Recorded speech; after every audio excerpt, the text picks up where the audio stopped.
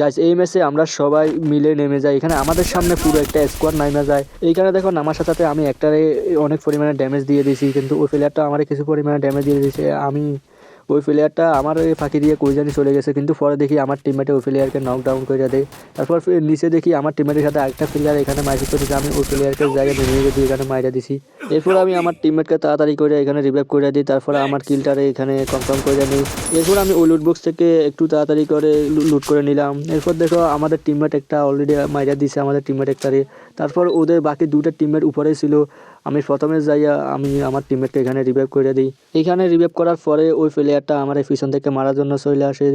দেখো এখানে আমি আমার গ্লুয়াল নিতেছিলাম একটা গ্লুয়াল, আমি এখানে দেখো ওই প্লেয়ারটা পিছন থেকে আমাকে মারার চেষ্টা করতেছিল, কিন্তু আমাকে প্রচুর পরিমাণে ড্যামেজ। উপর থেকে দেখো আরেকটা প্লেয়ার ওর টিমমেট লাস্ট প্লেয়ার আমাকে প্রচুর পরিমাণে ড্যামেজ দিয়ে দেয়, কিন্তু এখানে স্কেলারও মাইরা দেয়, কিন্তু আমার টিমমেট ওকে মাইরা দেয়, ওদের স্কোয়াডটা ওয়াইফ আউট করে দেয়। এখানে আমার টিমমেট ডাউন হয়ে গেছে, ওকে রিভাইভ করে